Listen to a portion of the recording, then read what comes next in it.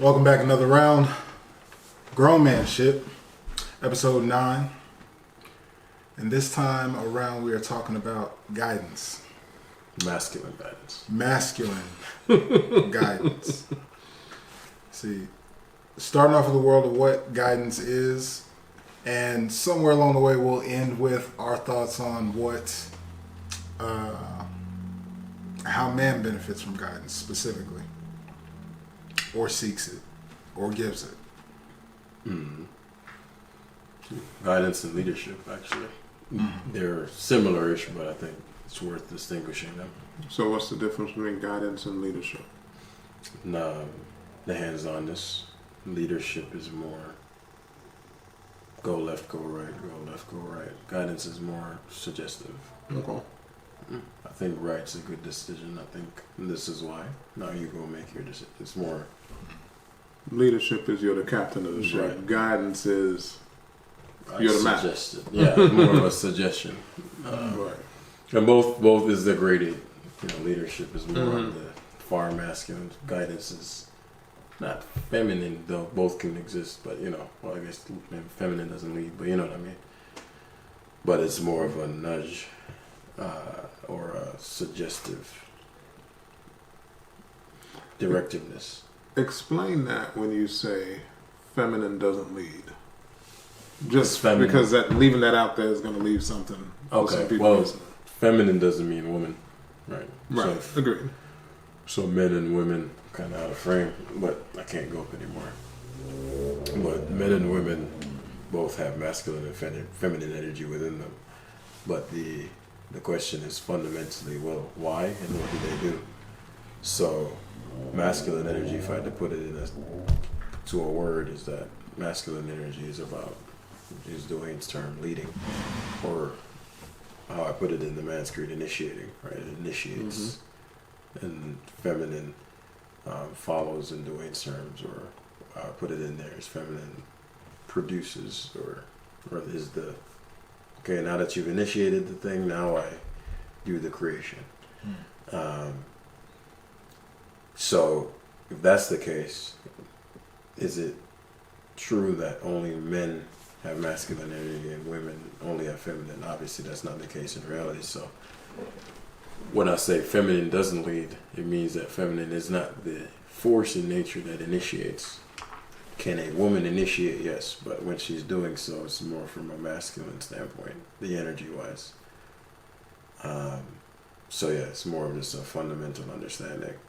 As far as the leadership guidance conversation, the way I looked at that and why I thought of it, since I'm the one who suggested the topic, is more about today, a lot of the conversation around men taking the lead or who should lead and blah, blah, blah.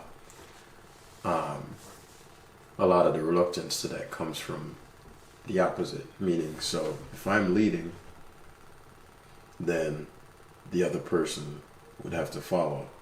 And the following part doesn't have a positive connotation. And so that's what people are rebelling against. Following has been perceived as the powerless, brainless, incapableness. Like that's how it's received. Oh, you're a follower. Oh, you're not a leader. And so the value of following is lost. And so I wanted to clarify, obviously with your minds, why the value of following is important. The way I look at it is, it's more a role than pure benefit. So if I'm the CEO of something, then at the highest level, I get most of the perks of leadership. Because leadership has its perks. Simultaneously, things have balance, so I get all the responsibilities. I don't get days off in the way people get days off. Not in like a technical day off, but if all of the shit's hitting the fan, there are no days off. It doesn't matter. So if there are people who are employees who have families to be fed, the life of the company, all the things, there's never a day off in any real sense. It also means that when there are fires in the company, it's under you. No matter how high a level the fundamentally, if the person below you, quote unquote, cannot do it, you gotta do it. You gotta handle it. It could be a toilet, whatever, because you're the leader. And if you default on your responsibility, then you lose your leadership position. It might not be explicit, let's say in a CEO sense. If you might still hold the position, but those who follow you lose the faith in you because you're not showing up for your position when they need you. So those responsibilities are always there. That quote unquote burden is always there. But you also get the benefits, right? Which is whether it be a financial or just the reverence you get, or people tend to defer to you, or your say goes more often than not. So what's the downside and upside of being somebody who's not in the leadership position? Well, the upside is that you don't bear all the responsibility. Mm-hmm. So you get more of a experience. You have your weekends. You can go to your kid's recital. Mm-hmm. You have a more rigid, okay, I work from here to here, this time to this time. Just using that business example. That's the advantage. Right, that's the upside. Like like a calculated, you get to reap the rewards without doing the effort. So whatever that compound paid out to the leader is like, you get to, as long as you're along with it, as long as you go with the program, you reap without having earned. You get residual or passive gains. There you go. Mm-hmm. I mean, it's an exchange. So they're paying you for the thing you contribute, but you don't bear every bit of the responsibility if shit hits the fan. Mm-hmm. You can just leave the company. Yeah. Doesn't mean the company's problems are gone. You're gone. If I leave the company as CEO, the company's done, in a way of looking at it, right? Yeah. Like leave meaning if I just, hey, screw it, I'm not going to uphold my responsibilities anymore. That entire entity dies. Mm-hmm. And so those pieces are interchangeable, and because they're interchangeable, you don't have as much burden on you in the grand scheme of the company structure as somebody who is at the tip top. Because the real life of someone like that is nonstop fires. You have to be out all the time. Mm-hmm. And so there's I think I know what that's like, and there's the actuality of your phone having 300 messages every moment, at every time, and every day, right? You're out with the family, gotta go get this call. There's an element of your life is never your own in a sense, right? Mm-hmm. So the benefits of being a follower, not being the opposite of the leadership position, is that you get to excel more, right? You get more quote unquote balance. Now it varies positionally and context and all, but in a general sense, just all the responsibility is just not on you. Yeah. So go into the man-woman dynamic. What's the benefit of having a man lead? Or having it being the masculine leading is that, well, for one, by definition, leading means I go out first, in terms of I go out into the unknown first. Mm-hmm. What people fail to understand is that the unknown is not a safe place.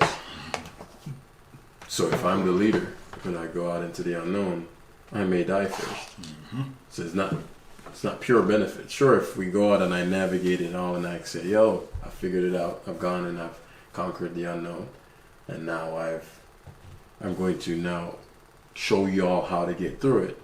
But can't ignore the fact that now my face is all jacked up, I'm scarred up and da-da-da. Right, and now y'all are going to stay pretty and clean. What happened to Paul? Oh yeah, Paul didn't make it. He had to show me the first two things. Right, exactly.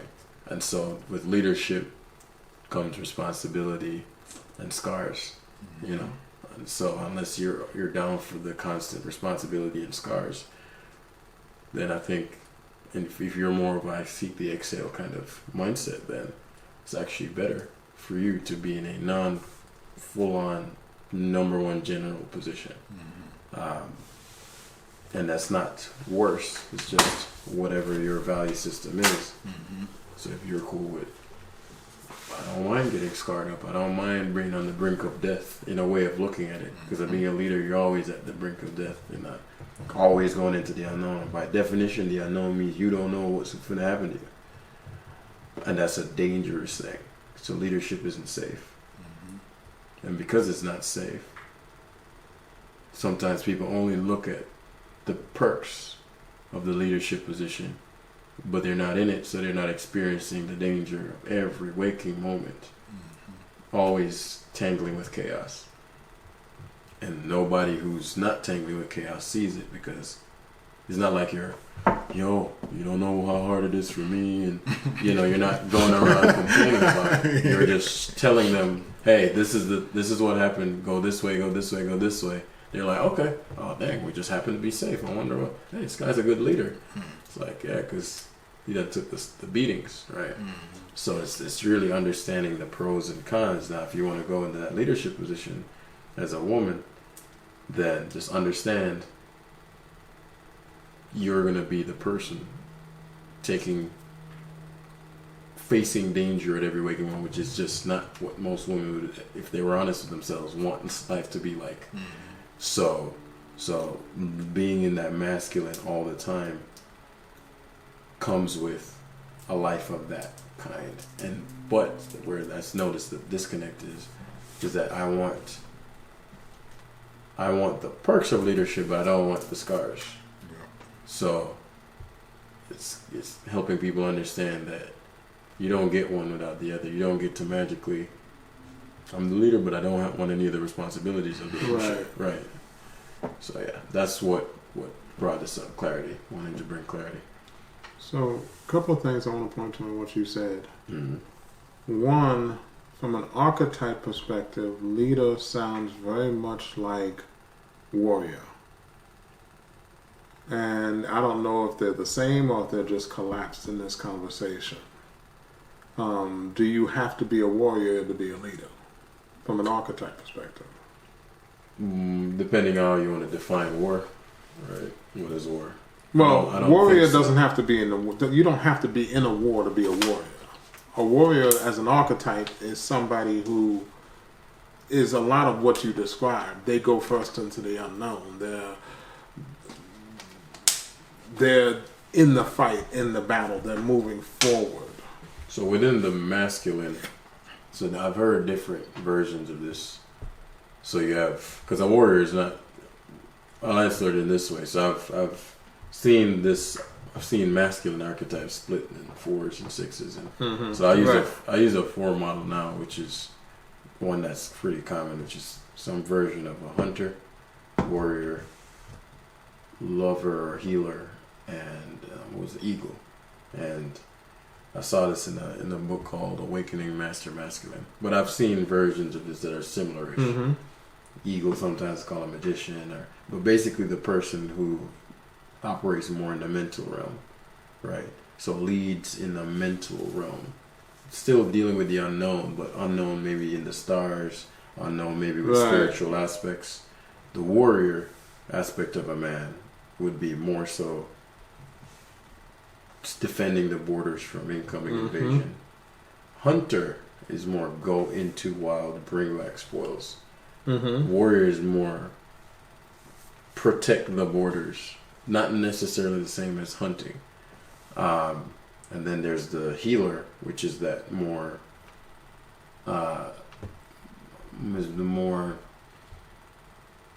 it's a masculine form of nurturing. It's the part of a man that feels the inner peace from like a wisdom standpoint. It's like a young man is there struggling, and you show him the way, but purely for its own sake. It's a more nurturing masculine archetype. So the healer to me has always landed as the shamanistic one, the one who guides you spiritually and in nature, how to move. It's more of a guide than a leader. Okay. But in using the language we're speaking now. Okay, fair enough. So now, as far as this, the warrior is just one aspect of a man. So that's not the only way a person can lead. Okay. But I think in a more fundamental sense, you could argue every time you're going into unknown, there's some element of war, depending on how you want to conceptualize it. So it depends on how you want to look at it. But I don't think warrior and leadership are synonymous. Okay. It sounds like you said there's an element of war. It sounds like more like to me like there's an element of risk whenever you're leading. There's always an element of risk. Exactly. Right. I got something else about followers, but I saw your finger. Some time ago. In everything I heard, the one thing I want to point to is that there are multiple types of followers. There are followers who that's who they are. They just follow. You tell me what to do and I'm going to do it. I would argue also that there's another kind of follower that is a leader, and that a leader who has leaders following them has a stronger organization because the brunt of the risk is not on him. Everybody takes some of the risk. Everybody's leading. Everybody has some level of autonomy. But following doesn't mean you don't have autonomy. Or that, because you can't be a leader and a follower at the same time. In one moment you're one, and one moment you're the other. Like, otherwise there's no distinction. Like, you can alternate. Like, you can be an organization and be a manager, which is technically you're a leader in the context of who you're managing. But when you're in the context of dealing with your CEO, you're not the leader. So what you're saying is you code switch between, depending on who you're in communication with. Yeah, but That's right. So that's what I'm not saying, but you can't. I'm a leader. We're both the leaders, right? Right. If we're just a room full of leaders all the time, then by definition, none of us are leaders because there's nobody following. Can't have one without the other. Polarity. Yeah. And I know what you mean in the sense that you're not just a blind, mindless person. That's not what. And that's what we were talking. That's what started this conversation when you were saying follower has a bad rep. Right. But follower has a bad rep because there are multiple kinds of followers in my mind. There are followers who are sheep. Yes. Absolutely. Of course. There are also followers who are leaders in their own right. And every leader is a follower to somebody. Yeah. You know, even the head of the CEO of a company or the general everybody has somebody they're answering to. You know? Except for the guy at the top of the Illuminati. But other than that, everybody has somebody to answer to. Well, that's a choice. You don't have to. I don't have to answer to anyone. I can just decide I'm not answering to anyone. Now, you may try to kill me for it or try to stop me, but you don't have to.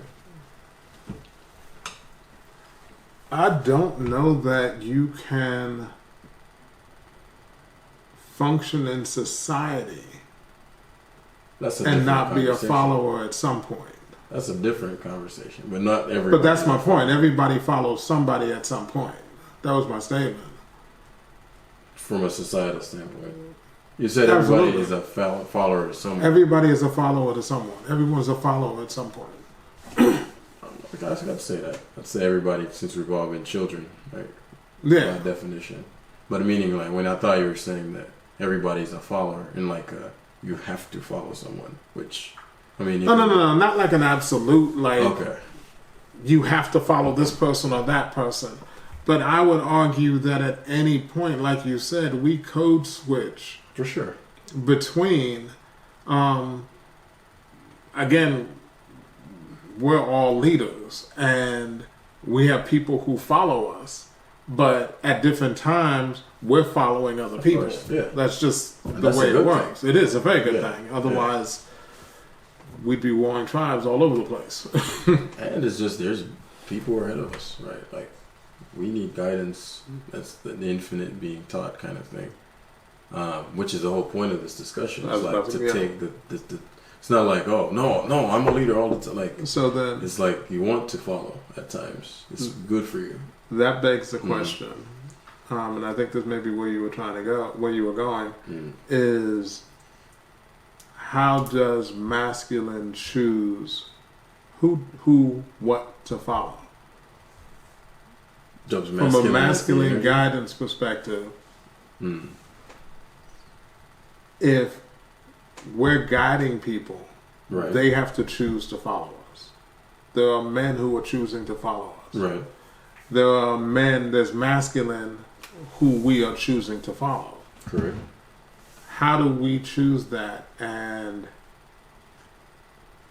as masculine? And how does masculine encourage followers? How does masculine encourage people to guide? When you say masculine, do you mean men or do you mean the energy? Masculine, because we're talking about masculine guidance. That's what I want to get back to. So you mean the energy? The energy. Okay. So that means men and women then? Correct. Okay. Yeah.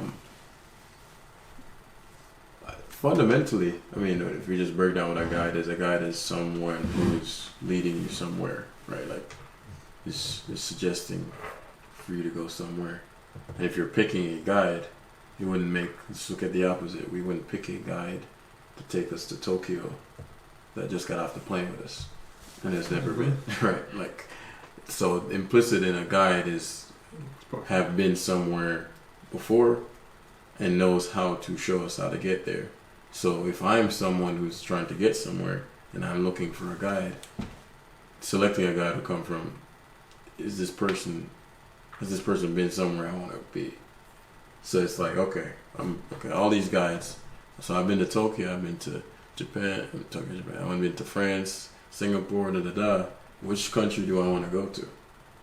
And so that's how I pick the guide, or anyone. That's actually perfect. So what I hear in that is we choose our guides based on where we've chosen to go. Yeah.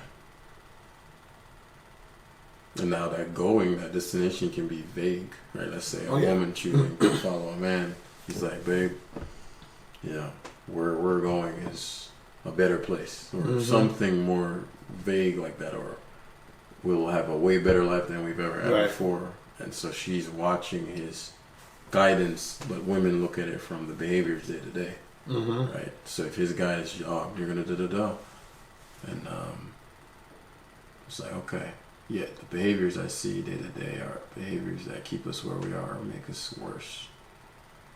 Okay. So observe and that's how you lose a follower, right? Yeah. Because you're no longer going, they no longer feel that you are guiding them where they want to go. Exactly. Or even where the hell you said you were going. Right. To even map it off, take it, to remove like the logistical map aspect, because you're speaking especially man to woman. They're following your guidance or leadership because you've gone to, it can be an emotional threshold, it can be experiential, or you've had a house before, or you've had a career, you know how to navigate these spaces. That is of value. And so that's what the day in, day out, because the context is not that the value in masculine leadership is that masculine is also, because of the courage, willing to.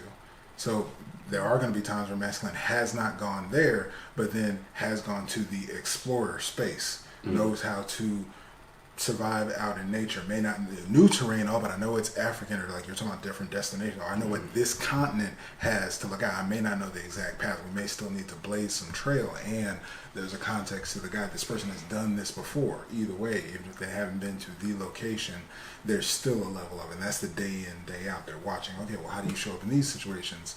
Because that, for the feminine or for the woman, is going to speak to the whole spectrum. Because the hypothetical, what if that, they naturally play that game because that's what their feminine mind is wondering. And something that became clear that I didn't mention on the camera, I sort of touched on it when we were talking, and I probably led them into each other thinking it was. So you talked about the terrain and the leadership, and we know that, at least the audience hopefully will learn now, I always put it in S's because you remember them, but for the feminine or a woman specifically, the S's are really important for her. So safety, security, stability, things of that nature. Meaning not that much change. So the masculine.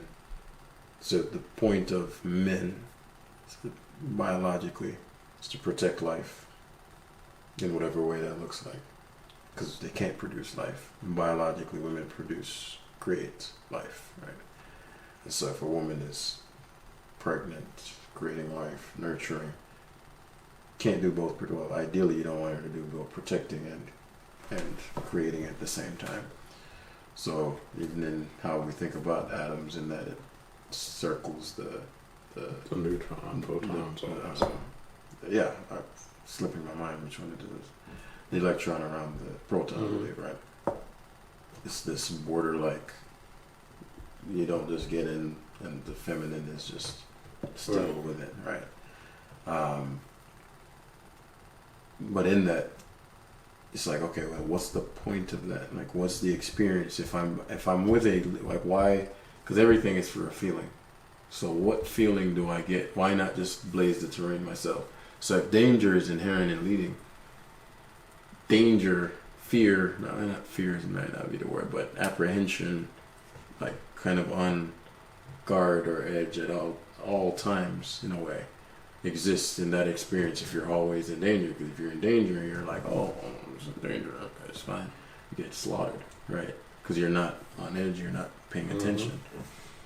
And so that's an emotional experience that is inherent in the unknown exploration part. Obviously, when you conquer that unknown, that's why people trust you, because you could have handled something that was difficult. Because if it was just an easy thing to lead everybody, oh, I'm just going to lead myself. There are no risks. So it's like, okay, if risk and leadership are tied, then what is the payoff of following? It's the essence. Let's just use safety. The opposite of risk is safety. I'm like, okay, you're going to bear the risk? I'll take the safety. If you think about a woman's experience, why she loves leadership is, I don't want to deal with the danger. I like the safety, security, the stability. Like, that's her world. That's what she'd prefer. And so, yeah, in fact, a lot of the reason a lot of women are masculine today is really a route to that. Like, it's really about safety.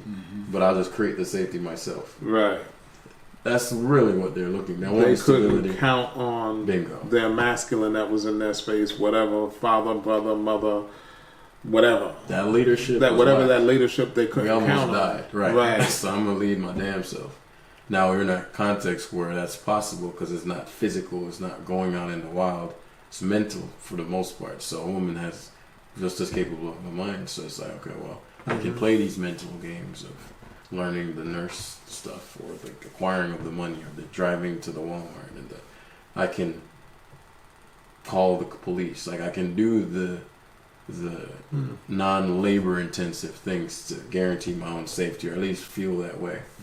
Whereas with if she were with a man, but that gives the bandwidth is limited now to be in the feminine and to do the things that, if somebody else was doing all that, or I was in a space where I know I don't have to worry about it, then that gives me a lot of bandwidth to explore my other energy. But you can't, if you're 100% of something and you're dedicating, let's say, 50 to masculine, 50 to feminine, you can't just magically be 100% feminine with the same 100%, unless you're just having phases where you're completely feminine, or a phase you're completely masculine, which does exist.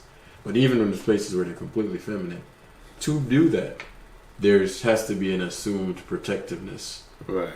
And maybe a gated community in the modern era, or a quiet place. But there's an assumed masculine, okay, there's a guy out there with a gun and a security guy. You know, there's a implied masculine alarm system. Yes. There's some risk mitigator that's protecting me. Now it's just cerebral. It's the alarm system, right? Glass of wine and roses in the bathtub. Yes, and feel like it's very unlikely that some axe killer will come in the window and so it's just the same energy, and it's the same feeling as a woman by her nature she's looking for, but it's just different means of getting it. Yeah. So it's when you said that, it's like, okay, well, the payoff is safety when I follow. All right, especially if somebody's like, oh, he's a great leader. People are, oh, really? Okay, and the okay, he will take the beatings, or we won't. None of us had to take beatings because he knows where the fuck to go, right? So that insight came in hearing Dwayne talk about for some reason the going into the exploration of the wilderness, and thinking about it more from a space than a actual action of leading to the I have a literal example this year moving into the city. So bring my daughters 12 and 8 going from suburbs outside the city, quiet streets, neighborhoods, hills, barely crossing the street to go to a store or something, and now having everything, food options, all that, walking distance. So getting to see them navigate city style traffic, nothing too intense, and just that experience. You get to demonstrate what I was hearing in what you're saying there. So I see this all the time because I'm running the same street. So I have context for everything, and I get to see when those little girls are with me, how much they get to unplug. And that's what you're talking about, the safety, security, as they go and cross the street with me. So on an adult level even, there's a couple ways you can cross the street. Jaywalking, and at the same time, you can even use the crosswalks, and technically if you're going on your own accord, jaywalking. Or you can wait for the button, sit there, be in your the direction, take the guidance, the outside can pick up the phone. So how do you cross the street? That you want to go. So how do you get to the food store, wherever you're going, running errands? You can get there and press this button, wait on it to tell you and communicate, count it down for you. Exactly. Sit here in this corner, just chill out for a while. Now at the same time, you can also be aware of what's happening. The road. You can look at the signs, see what cars are on the road. It's not just a matter of is anybody there. You can understand, they're about to have to stop, or they're going now, or you may not see any indicator, but if you know what to read the road, you know what's taking place here, you have that knowledge, you can still proceed through. So you can have the same process. Often I see that people are standing there and there's that moment of observation because I'm either running or doing my right. Whatever I'm doing, I'm on my pace. I stop when there's traffic, but there's plenty of context where there's not. And so I'll see someone at the light, be 50 feet away, continue to stroll up. I might press the button, I might not. I'm evaluating the road, and I'm keeping my pace and going right on through if there's no reason to stop. And that person will still be there. They'll either watch me walk right past them across the street where they're clearly going, or be on the other end, and I'll watch from 50 feet, 25 feet, now I'm crossing the street. All right, how you doing? I'm walking on by, and they're like still there waiting on that. And so when I'm with my daughters, it's the same kind of freestyle context. They got aware to it with their first timid, shy, not really understanding. Now they're the context and to what we're talking about, the ability to exhale, relax, go along with the flow, security and safety. They stroll with me, their conversations, their kids, the stuff they're talking about, joking about, everything's there. And now they're at the point more comfortable in the comment. They say, hey, we're about to go after this car. They know that there's such a level of safety where something that completely freaked them out. They used to actually get by. We didn't press the button. We didn't wait for it. And now I've guided them along and shown them that they can still have the relaxation and go along with. And that's even to the level of danger. I'm educating them along the way. When there's accident at the light, there's debris, shit out on the road, I'm letting them know. See, those are moments why I'm actually paying attention to this up here. I'm aware that there's still projectile vehicles, thousands of pounds going by at this speed. Somebody makes a wrong turn, somebody didn't see anything, somebody out there does some fucked up shit. We are still in a realm of danger. At all times, I'm ready to grab y'all up, jump to the side. Up the road. I'm paying attention for all threats, even the things you don't see. So that's the different levels of leadership. So, and you see that too, because those are families, those are women and men there. With this leader, that you can find a capable leader. They can get you across the street. They can help you raise your kid. They can pop a baby in you. They can go work a job and be safe, secure. The woman can expect and follow that. She'll have a lineage and all that.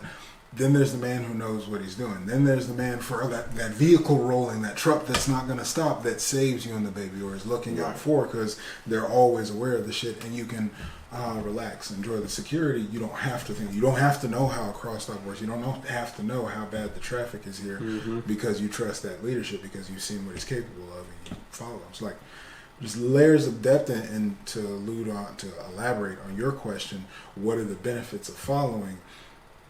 There's campaigns for a soft life. Right. That sure sounds pretty soft, to let somebody do the hard work of whatever it looks like, mental, like you said, cerebral and everything, and just chill and relax. Have your conversations like some 12 and 8-year-old girls out with daddy.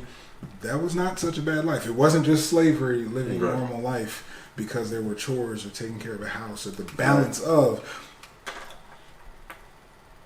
benefit, I'll tag on benefit to following, is that allowing that lead, that guidance, that explorer, that trusted security of going out into the unknown, adventure, risk, is that in following, you then have the added bandwidth for what was once valued by women, the connection, the nurturing. That it only made sense to stay home, take care of, and it's not just children cooking, the village. Oh, Susie on the other end is sick, Jane son didn't come back last night, there might be a wolf. Like, there's a connect. That's why they network and connect so well. That's why they can thrive in business, especially if they have access to softness and can be in their alignment and connect, nurture, feed, all those other things. Those are benefits of following, and which is why feminine power as an energy is forgotten and not really focused on. There's so much emphasis on what can be done masculine.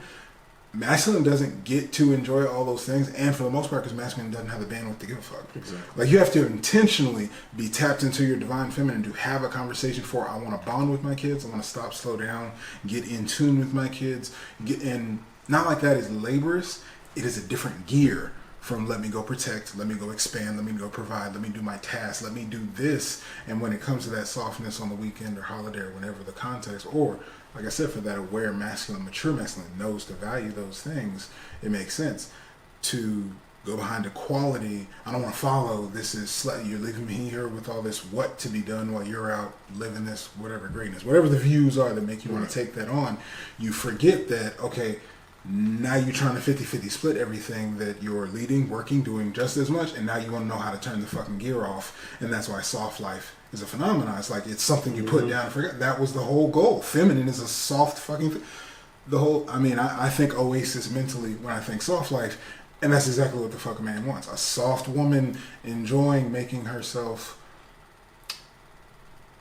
add flavor to fucking life, like whatever that looks like. The hair, the body, the everything that feminine goes into, that's a space of softness.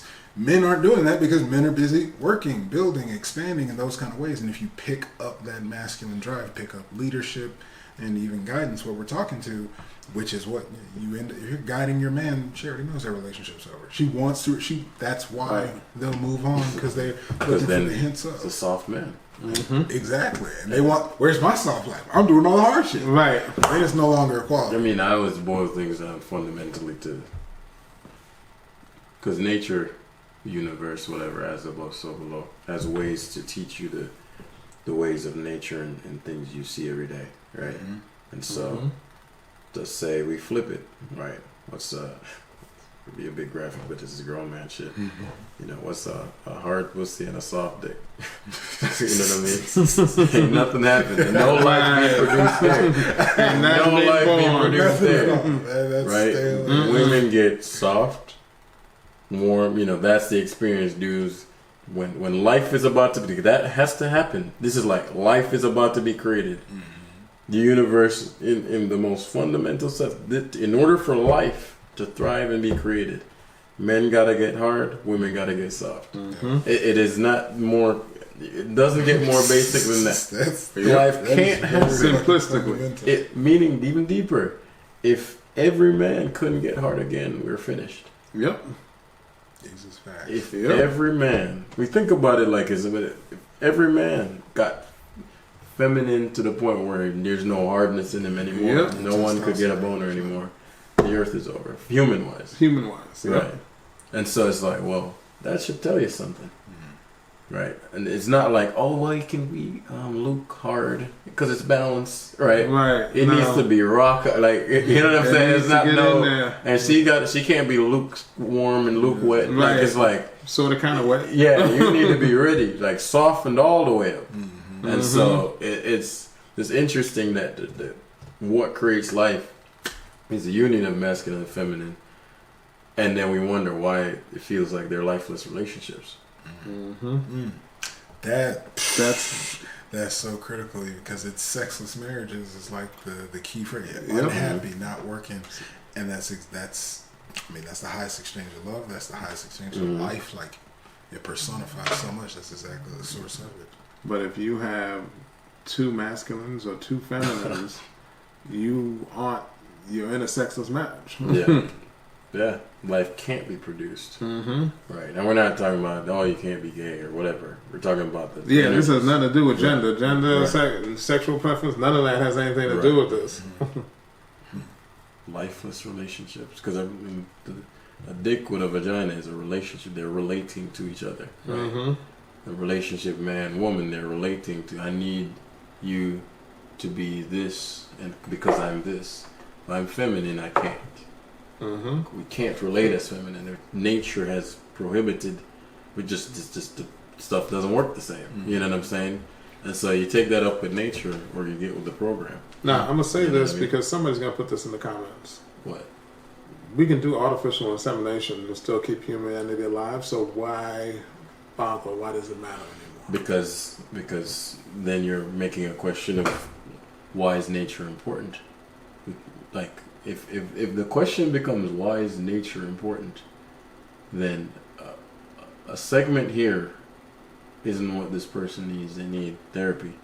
You know what I'm saying? Like that's Well, let me. So not so much why is nature important, but if we can keep reproducing humanity correct. and have a, I don't even know what that would A look non-natural. like. Anti-nature a method. non-feminine, masculine, a non-gender-based society. Mm-hmm. Where men don't have to be men and women don't have to be women. If we can do that and still keep going, why not? So I guess so at that point the motivation. So let's say we just have a magical flip and the dude beats off and the girl inserts it. And fundamentally, I think why we're all even having this conversation is because just like how you don't see deers trying to gnaw lions' flesh, or you don't see lions randomly eating leaves. There are things in nature that just don't work from an emotional standpoint. If we could intellectualize nature, then we wouldn't even be needing this conversation. Women and men are unhappy. Okay, so how do we fix the feeling component? Because we have something in us that when sort of like music, I was breaking it down to, or really questioning with Julian the other day, my homie, and we were saying there are things about the world that we respond to in a way we can't explain. So like one of them would be music. Can you imagine? Mm-hmm. Music makes no sense. Mm-hmm. You know what I mean? They're just random sounds, not random, but you know what I'm saying? From a first time music ever been heard type shit. Like first we only had nature sounds. Mm-hmm. Then one day we had enough bandwidth to not worry about a saber tooth or whatever the fuck. Mm-hmm. Had enough berries, and Lewis was like, and I just start. Now, mind you, this is the first time someone has ever danced, because it's the first time there's ever been music. But something about what Lewis is doing is making me do this. Makes you want to move in time too. But I can't explain why I'm doing that. Right. And so Dwayne's looking at us like, pass me what y'all got, right? Because I don't know why Vidal is moving in a way that has no point. Because dancing is not like dancing has a point. It just feels good in a way we can't explain. For no reason. Music feels good for no way we can't explain.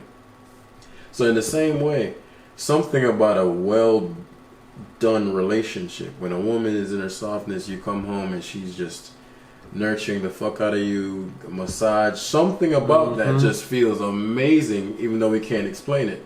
When a woman feels safe, I tried to explain. well, yeah, Lewis could definitely go down that path.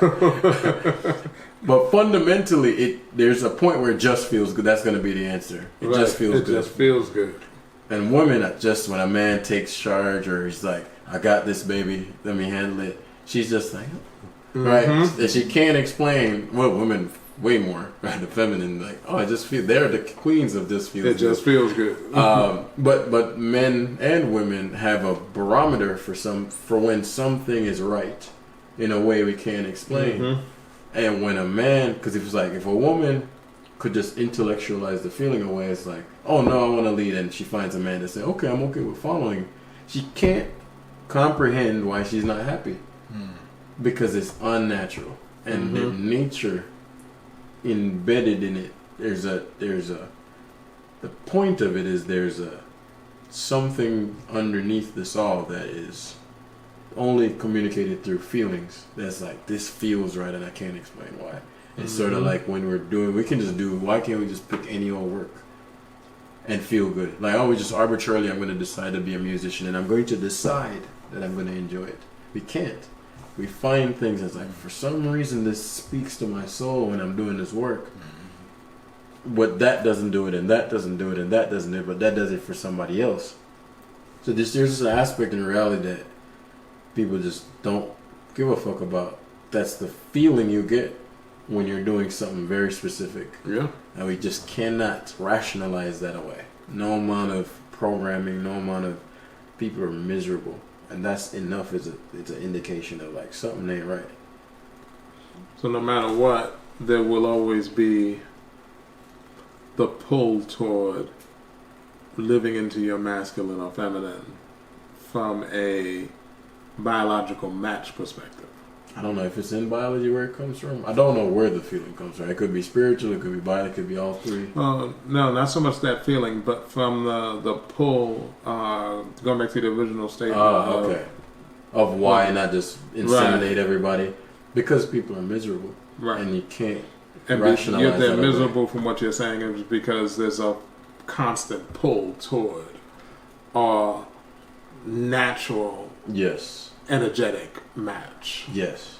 And that no guy goes, well, no masculine man that I know or have ever encountered or have ever heard anywhere else goes, it feels good and to have this very manly woman and he's masculine.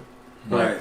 Yeah. And even if he gets one, he can't explain, even if he can't explain why he doesn't like her. Yeah. I've had this conversation with women from that same perspective where it's like, okay, you are great, you're an amazing person, but energetically, I feel like I'm talking to a dude. Right. And the polarity isn't there. Right. For there to be. Right. Even before that, because I've been in that moment, it was never a conversation. I'm like, oh, I just feel like I got off the phone with the homie. There's no attraction to pursuing drugs. Right. Why would I even put right. CDO? Now, see, but here's the inverse of that too. I know some women who are very strong in their masculine energy in their day to day, but they have the ability to code switch it off. Right. So you don't do that on that first conversation. Shit. When they're talking to me, when they're talking to me, they tend to lean into that feminine. However, many of them do not have the ability to do that in an initial conversation. So in this world of swiping left and right and having, 20 lines of textual conversation with people, they're not going to switch it off because they don't trust you yet. Fair enough. So if they're in their masculine naturally, they're not going to turn that off for that 20-second conversation because in that 20-line conversation, you can't have done much to give them, I'm your masculine, you can excel into. It takes more than that. It does and it doesn't, depending on. So I know you're exactly correct. Like, exactly. And I don't, take for example, last night I told y'all I met with someone. So in hindsight, I can tell business owner, I didn't know all this then. But in the dialogue, I can tell typically she's in her masculine. Just from moments where she has, should I have to handle it? And seeing it comes back, okay, right. Right. Now, why is that the case? There's an element of, there are two elements to it. One, we have the articulation ability and understanding of this. So if I break that down to her, not in like a lecture kind of way, but if I'm with her and there are literal illustrations through action. So let's say when okay. This is exactly how. So women, in a moment, there can't be two people who are hyper masculine and still cohabitate. Meaning, like there's gonna come a point where there's just like a repulsion feeling, or just chemistry is the word I'm like. It's not gonna be unless it's a dude like chemistry in the way Dwayne was experiencing, right? But in terms of where she's in a state of man to woman and feeling that, and she's in a masculine, there's going to be no chemistry in a sexual way. But assuming there is still that sexual energy, one of y'all have to switch into one or the other. So in my world, there is no feminine option. So what I've noticed is they have to default, unless it's going to go broke conversation-wise. Now, it never does that. But I have a lot of pre-framing that I never thought about in the way that I'm thinking about it now. So let's say, depending on where I meet her, say I'm saying, okay, we're gonna meet here. I don't go. My style is very masculine, partly intentionally, partly just cause, right? It's like I don't go. Is it cool for you to? Are you open to meeting me here at the da-da-da? Right. You know, there is where I give a little bit of wiggle room for her to be feminine and wiggle room to be masculine. I go, okay, I'll give a literal example. Okay, so this is going to be the place. It's going to be at 6. When you get there, give me a call. This is like the text I'm like trying to think. This is like a typical. When you get there, give me a call. I'll come meet you at your car and we'll walk in together. The way I communicate with a woman, typically the only answer she has is okay or yay. Yep. I don't really give a lot of wiggle room for any other response. Yep. And so by that, the pre-frame is already her inner feminine, even if she's not conscious of it. So by the time we get there, she's calling me, I'm coming out there, meeting her at the car, leading her into the place. By the time we sit down, she's so femininely formatted. You've opened the door for her going in. You've put your hand on her back. Things. You've guided her. Yeah, all of that masculine shit. Right. Or something more subtle. And this is just how I operate. So it's not as like now I'm breaking it down like consciously. I'm like, okay, I can see how I wouldn't deal with that as often. Something else that's super subtle that I think has a massive impact is if it's somewhere where there's some element of car lot, massive like destination between the lot and the place. I always feel weird if a woman's on the left side. I mean, meaning like usually that's the street side, and so a lot of times it's just without thinking about it, she may wander over there and I'll physically move her over there. Back. Yeah, that's a thing for me. You need to be in the middle anyway, or on the inside. And then we just, it's not like and this is why, and this is the lecture, and this is like, I literally physically. It's just a movement. I physically move her. Like, it's not like I just go, yeah, you have to be on the inside. And then we just continue walking. I do this. It does not matter where I am, who the woman is. I mean, I remember the leasing girls, when I came here, they were leading me to the apartment, and you need to be like to the inside. You still open the door for them. You still let them walk in first. So there's an element of that that's always present, and since you can't have both at the same time in a sexual polarity, and if that's the context we're meeting under, it forces, by the time we start talking, it's not like I'm going to be, okay, now we're like, gotcha. Like, you know what I mean? And she's already chosen whether she's going to lean into you or not. Because she's seen actual subtle demonstrations of, this guy operates like this. Yeah, and she's already given you signs of resistance if she's a resistance to that. Mm-hmm. You know, but you open the door for the woman, it's like, I can open my own door. You open the door the first time, and most women will learn, okay, I'm not going to touch the door the second time. Mm-hmm. You know, it's. Yeah, you know, that happened yesterday several times. I didn't consciously think of that. She didn't even close her own car door. Yeah. Like, I didn't. Yeah. But at that point, fully feminine. But I'm saying this is a woman I can tell. Feminine the whole time, but I can tell leaving there, her world is operating in masculine typically. Mm-hmm. And so that would be an example of that. Not necessarily like I've shown you my war badge that you know you're safe, girl. You know, like, but in just the micro things, she's never in the masculine. Mm-hmm. She doesn't get the opportunity to be, because otherwise I'd have to be in the feminine. And that's once you learn these are subtle more dating things, but once you understand your role if masculine protects life. When you're doing your job, even if it's a subtle thing as opening the door, you know, that experience, she can't not. Even if she's very mad, unless she's just consciously like, I'm scared to flip into it. Right. I found that it's just. It's a natural movement. It's just disarming, right? It's like, oh, okay. And so she's like, well, I noticed you opened the door. I was like, anyway, so right. It's not even we're not even going to go in the direction. Not even a conversation. Never. So, oh, okay. I'm like, yeah, that's never going to be an option for you. You're always going to be on the inside. They're not going to, well, I should be protecting you. Like, no woman's going to do that, right? Like, she's going to be like, yes, sir. And that is literally sometimes I hear, aye, yes, sir. It's very, yay, yes, okay, certain words afterwards. Yep. But, you know what I mean? But that formatting is why. So I get, you're exactly right, and there are ways to, but you have to actually be it. Yeah. Yeah. You have to actually be it, not like do all that, get to the conversation. You're like, so what do you want to talk about? You know what I'm saying? Right. She's like, oh, catfished, right? I saw that on the video. She watched romance shit. The opposite of that, though, some skit where this dude walks up to this girl, very effeminate, like he gay. Oh, girlfriend, da da da da, spin you around, da da da da da. And then he was like, so can I get you a number? Get the exchange numbers. Oh, Instagram was like, so when can I take you out? right. She's like, you're not gay? Nah. I just did that to disarm you. So, right. So when you want this wood. Right, like, exactly. That'd be funny. I wonder what, like in an actual... It like, would be.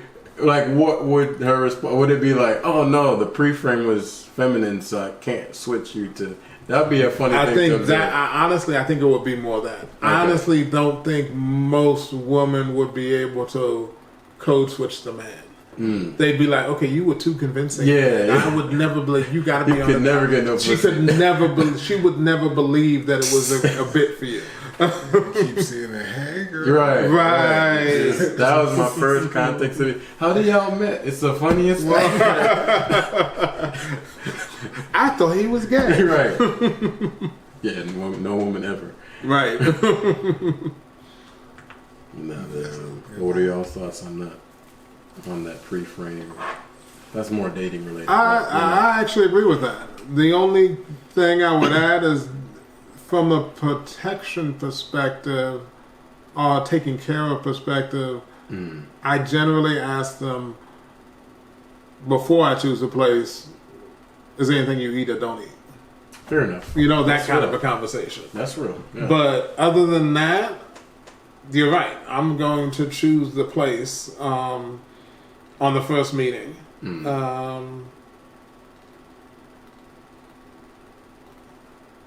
No, sometimes I've asked them based on where they live, where they want to go. It's like, okay, I'm not going to take you out your neighborhood. You ain't got to come see me. Where are you at? What side of town you want? Still guidance. You know? And it is. It's still guidance. But it is not as direct as... What do you want to do? Yeah. It's not as like, what do you want to do? It's more like, I'm building parameters based on who you are that will help us navigate where we're going to meet at. And you're right. When I meet you, I'm either picking you up or we're meeting there and I'm guiding. Right. That whole... It's amazing how many men allow women to walk on the outside. And how powerful just that simple move is for a woman. To know that she's guided. Like, I do the same thing. I'm more likely to hand on the waist, slide behind her, and move to the other side. And she just naturally moves into the hand. Yeah, it's like you pick her up and move her. Like, throw her on the shoulder. I ain't mad at that. But it's usually like it's not a event. It's more like a mid-convo. She's like, oh, I'm moving. All right, right. But and then it's not something. I think I only realize that matters as much as it does, because later on they're like, yeah, it's so sexy when you did that. Right? Yep. So, but I'm like, it's not it's not a technique to, you know what I mean? It's not. It's natural. If you were raised or learned in such a way the power of being masculine. Right. I'm not even gonna say masculine. The power of being a gentleman. Like, the rules of being a gentleman really are the rules for being masculine. You are always aware of not just your woman, but any woman in your space. Mm-hmm. You're always in protection mode for not just your woman, but any mode in your space. Yep. You don't let any woman walk on the outside of you. I don't care if she's your girlfriend, sister, wife, daughter, co-worker. She's still walking on the inside. Because then you'd be a conditional man. Right. You're a man sometimes. Exactly. If it's convenient for you, if you're going to get some pussy. Right. If it's an immediate family. But then it becomes, like that, you said, a technique. Yeah. And it's not a technique if it's who you are. If you're a gentleman, you're a gentleman. If you're going to open the door for a woman, you open the door for a woman. Now, I will say, I open the door for women probably 90% of the time. The times I don't generally have to do with vehicles, because it just doesn't make sense. Oh, you mean like opening her door? And Opening her door and walking do around the door and all that. I do that a lot. I don't do it all the time. But if we're entering from the side that, like, she's in my car or something, and we're entering, just the direction we're walking happens to be on the side that she sits, then and then just open her side. That's a different thing. But to get up, walk around, I'm not that chivalrous. I've done that, and I do that sometimes. My dad used to do that, though, for my mother up until the day he was no longer able to drive and walk around the car. Mm-hmm. He would walk around the car and open the door for her. And I feel that. Consistently for 60 years. I don't think there's anything wrong with that. No, not at all. It was a very powerful.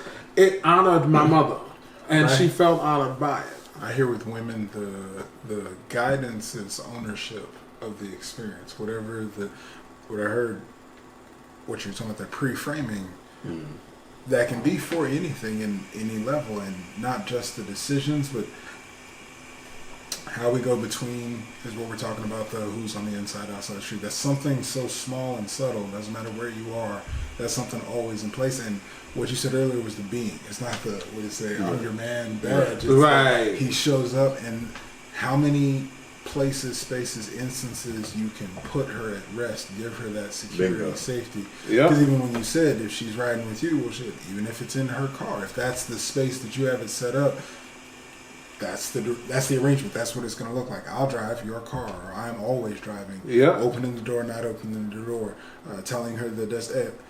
The more things you can take off her plate, so that, again, owning the experience. Oh, we're doing something Thursday. This is the time, this is the place. Make sure you have this type of shoes, wear something breathable. Weather's going to look like this. And that's where immediately, like you said, pre-fame, she can have a feminine, purely experience. She doesn't have to think, plan, consider for, we're going to eat. These clothes, she fits into that box. So then even in her closet, oh, what's he going to like? What are we going to be doing? There's so many things set up to that. And I mean, the ultimate to it, just like you were saying, that assertion of, whether it's walking into a space or just, no, you need to walk on this side. The sexiness is the control. The more that she can just rest, you don't have to do nothing. Like a full, literal, even, I think that's it about there is to the boundaries of sex and intimacy, because you are then physically, literally, I'm going to tell you where to put your right and left, walk it on this side. That level of ownership then for her as well, it turns her on physically. Like, you have no, your boundaries are to keep her safe. You have no reserves about putting hands on her, touching her, contact, any of that. And it's all inside of your guidance and leadership when she's with you. Relax. Even if it's just for this night, this day, there's going to be an experience. And that's, I have women tell me, like, you could be kidnapping me or whatever. I don't be paying attention to where we're going. Like, I'm just getting in the car, I'm just going, where are we? I don't know direct. Like, if I don't task them with put it in the GPS, tie the turns or something like that, I have no idea. They're just going with. And then when they leave, because I've had this, this is something more recent. It's when they remember it, they're like, what was I feeling the whole time? Like, it wasn't what happened. It's we go what happened. We're not going, man, when when she was doing that stuff, I felt so special. You know, like Yep. we're like, this happened, bro, and then this happened, and this happened. Then we right. you know, we're in this position. Like women are, oh, I felt so good when he was doing this. Yep. I felt this, and I felt so loved. So it's the experience, because experiences are tied to the emotion. We'll remember the look on her face that said, "Damn, she felt that shit." Right. You ever say something to a woman and you realize immediately that she got wet? I'm a man of God, but I know.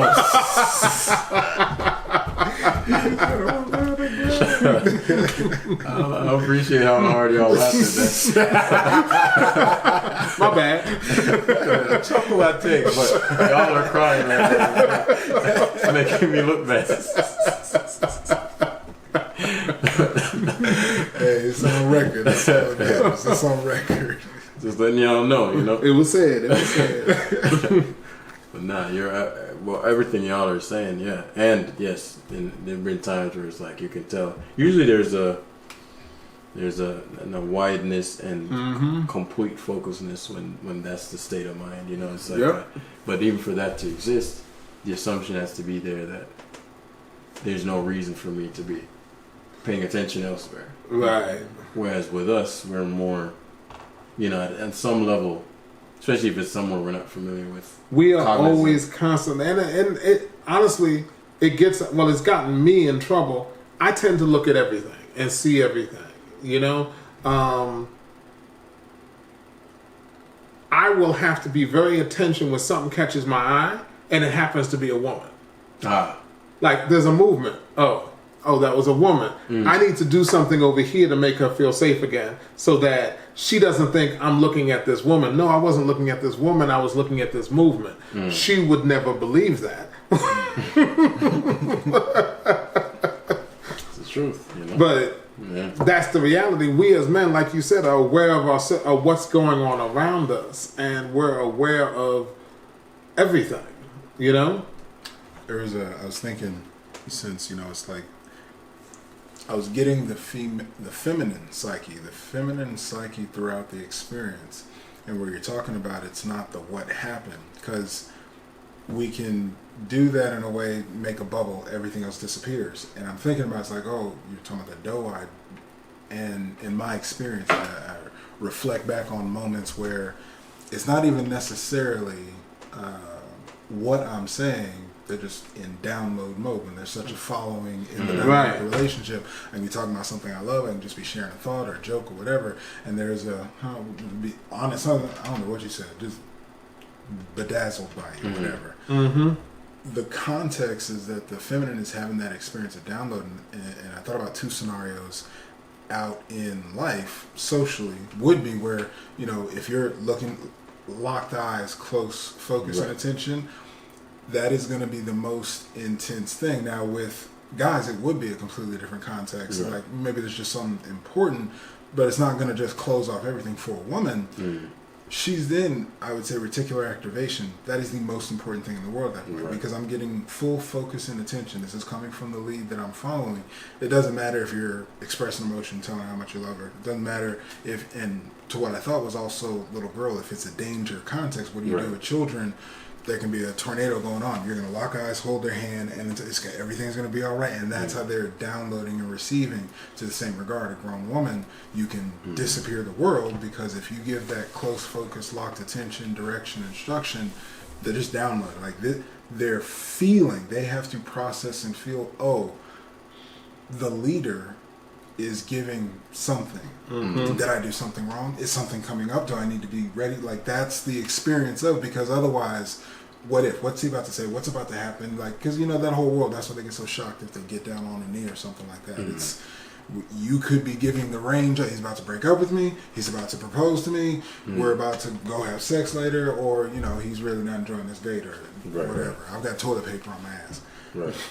Her experience is coming off of your lead. The more direct, focused attention you are giving to in whatever you're providing, creating for them to follow, they're just receiving that. They're just truly a following of it. And to where it was earlier, that's a natural fucking design. I don't give a fuck how feminist you are. Let a masculine man come around that you that she, whatever subconsciously, whatever level is willing to follow, he can put her right into, because there's no other space. If you're not down with it, yeah, there'd be rejection, resistance, all that. If it's the guy that she wants, or she believes in her mind that he is the goal, the prize, the value, and that energy comes around and she feels it, and he's being it, there's no choice but to. Right. Like, I could complain, I could all this other, and here's this. She's still what? Exactly. Can't control that you're what. Cannot deny it. Can't control that you're what.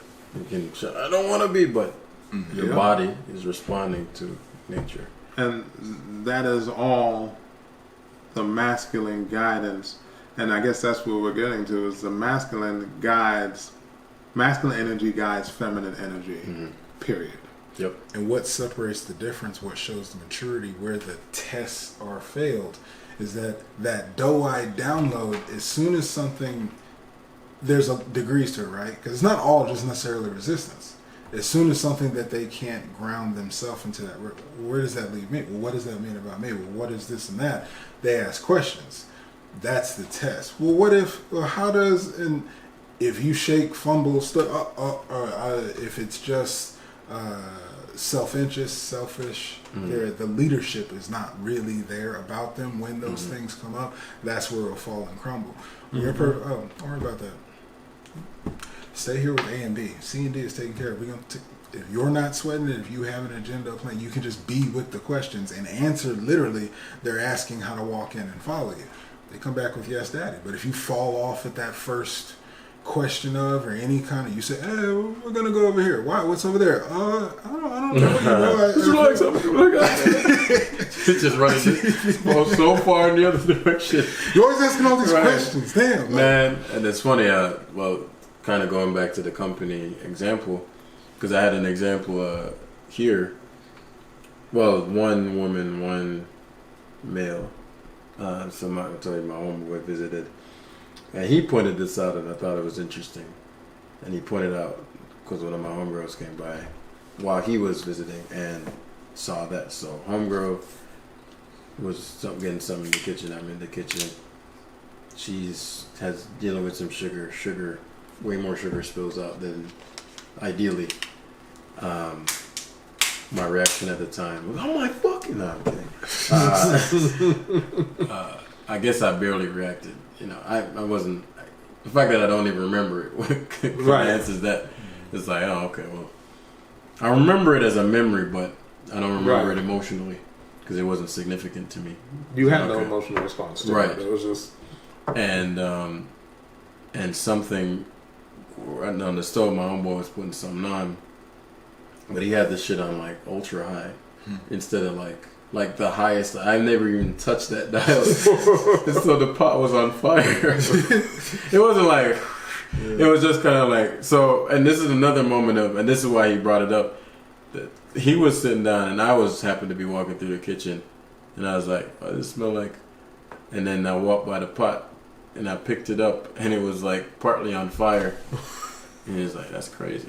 And then I just thought it, and then we were just continuing the conversation. He was laughing. He's like, "It's like your reaction to the fire made me not like he's the type to freak out, but it was such a non-reaction that I'm like, if you're not tripping about this fire, then and so and same thing. That's when he brought up. Yeah, it was the same thing yesterday when such and such spilled his sugar. You were like, you didn't even, and until he said that, I didn't even process it as a reaction other than the one I had was possible. Because I'm like, it was an accident. You know, of course, okay. So, but I say that to say with the company structure, if they're like, economy, recession, and it's like, we're going to have a good year. If he's just all he says with the calmest, most grounded tone ever, everybody's like, oh, I guess he knows something I don't know.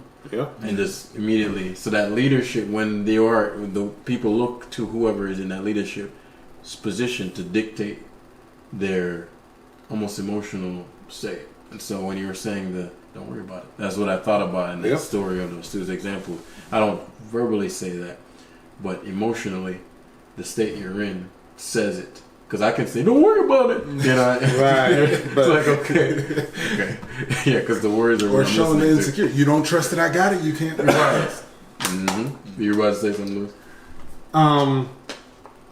To that same point, exact same point, I tend to react the same way. The car accident I was in a few weeks ago. We were talking about it was just very. I'm going to handle everything while she was freaking out, and that grounded her while I handled everything else. But that also flipped on me, where she would say, "You don't care about anything because you don't react." And it's like, no, I don't react emotionally because it's not there for me to act emotionally.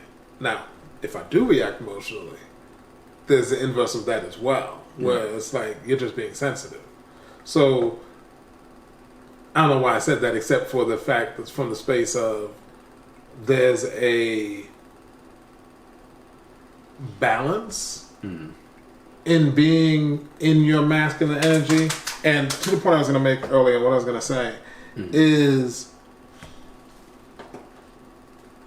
to all of the feminine energy out there who wants this kind of masculine energy in their life that guides and leads and controls, there's also an aspect of that masculine energy that will have to not be in your space. What I mean when I say that is we guide. At some point, we need to go and play around the golf. We need to go and play a video game. We need to go and not manage that feminine energy, because just from the perspective of being out, we're always on. You know, we're always in protection mode.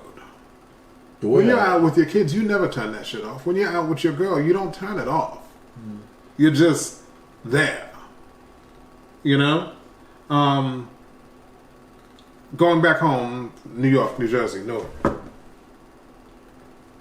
There's an aspect when I get off the plane or get off the train and the hairs on the back of my neck go up, because in this world, you have to always be on guard.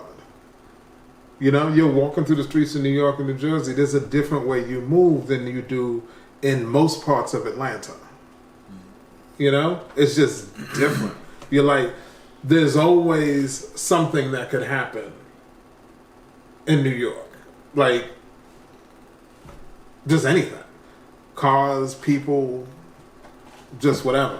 So you're always on guard if somebody's with you. At some point, you want to turn that off. You know? That's why places like this, to me, are so important. Where men can get around together and talk about grown man shit without having to worry about, Dwayne, do you feel safe? do you feel safe? Are you okay? Did I hurt your feelings? Did I say something that might offend you? But interesting, one of the taglines of our workshop, it was, I guess it's going to be a tagline now, let's keep joking about it, but is that the masculine space isn't safe. Right. Very much so. So, and that's what you started that in this conversation. If you're in the masculine lead, if you're in masculine guidance, you're automatically not safe. It's just what it is. Like that. A safe space is a feminine experience. Yep. That's where I think we touched on it at some point in this one somehow, the conversation for all the variance and variables and the appropriateness of shit. I've been talking to myself. Like where everyone wants to be everything, that's fine, how you feel type shit. And there's an understanding that is behind a cocoon of what's already been made safe. Right. Like after, like you go into wild to build up a barrier. So then the people who want to just feel how they feel and operate They can be behind the behind wall, that barrier. you can be safe and do whatever the fuck you want. That's why it's a free country. If Right. somebody comes over and takes over this land, things change up. You ain't worried about none of that shit. The rules completely change. And that context is... Okay, the closest thing I'd say is like movies or general society. You always see the black ops. It's just accepted. Those motherfuckers in the movie, like, okay, you kill for fun, or that's your stats, your numbers.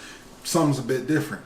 Right. That's the perspective naturally for masculine in society. Them motherfuckers, and we touched on it actually. Masculine is the sacrifice.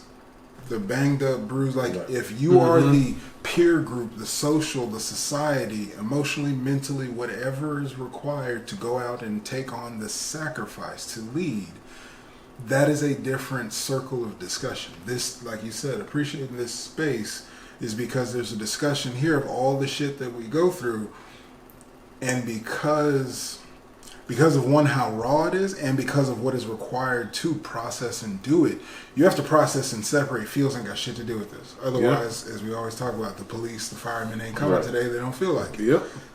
If you're in the world of masculine, in the world of men, in the world of unsafe, it's just what has to be done. That's a discussion that needs its own safe space. Veterans, when they come back, PTSD, like there is a realm of understanding of, well, you deal with this, that's a special breed. That's something to acknowledge as distinctly different. Yep. When so much is the, well, everybody equal, it's all the same, and whatever you feel, no, the fuck it's not. And to that, beyond the lines of the vast majority, some women do want to step up and take on a masculine role and lead. It's for any human being. Just being clear that that doesn't make it equality that every man, every woman. No, there are spaces and there are conversations that are completely appropriate, because if you damn near got fucked trying to do something, that's what the fuck you're talking about. Just watch the ears. Timmy can't hear that. Or that's not. I felt judged, or I came from a background. I know what he's talking about, and that leaves me feeling disrespected. That's what the fuck that man lived. Like that's what was required in his world of unknown. Same way you have your feels behind the wall and want to explore and have the safe space to do so. The safe space of what's too harsh and unacceptable for society. It comes with the bounds to manage it. And even like inside these conversations, what I heard tonight, if it were all course correction, we were talking about nature, we were talking about what gets wet, like just the core fundamental of how life works. Stepping away from that is where the recognition, because I think you said why following is not valuable. It occurs to me as a course correction when a immature, irresponsible, imbalanced masculine for society, whatever men showed up in at that time, was so imbalanced, inadequate. Exactly. It still kind of exists on Earth today. You have places where women don't have those granted rights. That was the standard on the whole fucking globe. That aspect didn't work. What was forgotten was dicks get hard and pussies get wet, based off men being men and women being women. We can bring the equality and appreciate, because then you let go of the following. Then you're skewing and retarding and mutating all these other things that are just going to naturally be there in a piece of every single facet. The ability for any population, any person in the population that wants to identify as anything they feel like, they can, because of the work, hard effort, walls and barriers that allow you to say that shit on this planet, on this earth. A lot of people died, battled, whatever. Even if you don't like it, if you don't like America, somebody fought to make America. If you don't like colonization, like, you have to respect the humanity and nature that has taken place to get here. You can't throw it all away because of the things that because you don't like aspects of it. Exactly. That's the course of life. The light, the shadow. The light, the shadow, to balance and course correct. We're course correcting.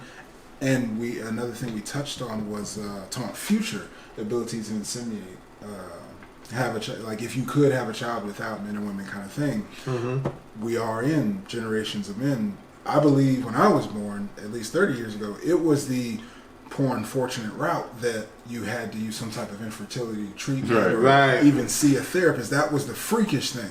Now celebrities, like, it's the thing. If this is your age, this is your economy, your dollars or whatever, that's the choice. So many people can't do, so they're going to this route. There's TV shows, magazines about it. It becomes more and more of a standard. Nature got us here thousands and millions of years without needing that. So what broke? What changed? We have to look at the impacts, and that's all the things that are going to cascade and happen inside of society.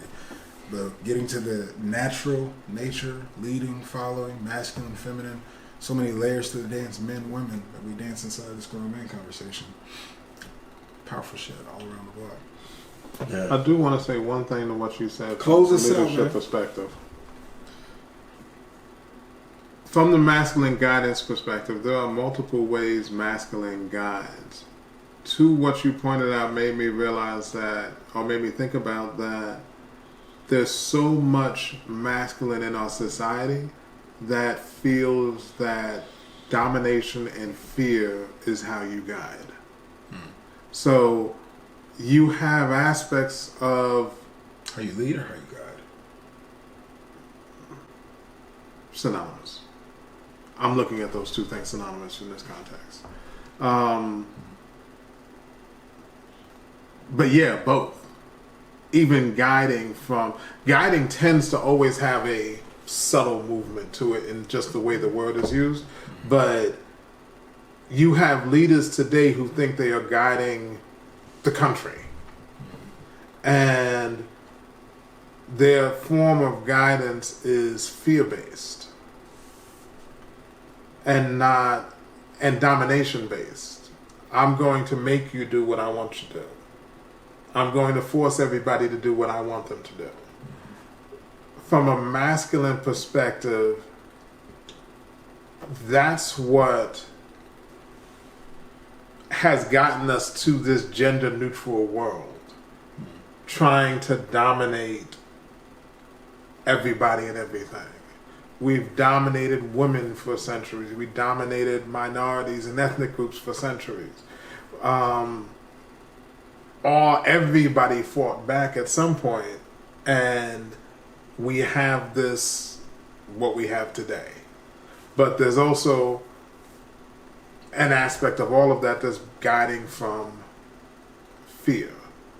And even in small relationships and personal relationships, women who are in relationships where they're being emotionally or physically abused, they stay there because of the fear aspect of it. They're being led and they're being led by masculine, not a healthy masculine, but it's still masculine. Unhealthy masculine leads through fear and domination. Healthy masculine guides from love and care. From love and care and protection. So maybe that's what it is. Masculine guidance can't be from fear. Masculine leadership can. But guidance, you can't guide from fear. Because like you said, guiding is a map. I'm not telling you what to do. You know? You can't guide the country by fear. You can lead them from fear. You can't guide your relationship, your partner by fear. That would be unnatural. No guiding is going to where you want to go. Right. And no one wants to go. Where's the place where I feel shook up? Where's the place where I feel confused, uncertain? How do That's I not a safe space. Stress in my life. Like, nobody's going to create that. Yeah. No, it's I've forgotten what it is. Or something. The safe space thing. I think it's important to note that masculine doesn't mean man, and man doesn't mean 100% masculine. So, correct. Lewis's safe space comment. This is technically a safe space. When they say, I want to make this distinction that masculine isn't a safe space, but masculine doesn't mean men. And it does not mean men are 100% masculine. Now, let's say we say 70-30. That means there's a 30% of a man, which is what you're referring to, that needs to, I just need to go talk to Dwayne and Vidal and chop it up about how I'm kind of like stressed, you know what I mean? Right. And that's that balancing, because it's important to be like, should we always be on 10? It's like, no. Now, the thing I'd say is that when you are going into your feminine, you ensure those you're protecting are already secure. You don't just hop the fuck out the house. Right. Hey, you know? Right. Woman, take care of you. You don't abandon your responsibilities to go take care of yourself. You're feminine. No. Masculine does not have that privilege. No. So you got to make sure they're still whatever masculine you got to put in place. Okay, y'all are good. All right, I'm gonna go play some golf. Right. Yep. But it's not. I don't care if y'all live or die. Figure it out while I'm gone, I'll be back. I got to keep the lights on down at the vacation spot in Columbia. Right. 2 months. Figure out what y'all gonna do this summer. Literally. Right. Like, that's crazy, right? So now she has to shift into masculine, all that. But so that, assuming my borders are safe, I can go venture out. You have to. So, but in that, then the man, because he's not pure masculine, he also has a feminine part that needs to relax. Right, even when a woman gives you a massage, there's a feminine. You're the receiver. She's the active participant. So that's more the man's feminine. Doesn't mean he's not a man, because those two, men or manhood, is not pure masculine energy. Right, there's in that love is more feminine in its, like that preciousness you hold your daughter with. It's you're a man, but it's a more of a feminine aspect of a man. It's not, but you need to be mostly masculine in like okay, if shit hits the fan, and it hits the fan for a long time, even if it hits the fan to the umpteenth degree and it's life on the line, I don't get the luxury then.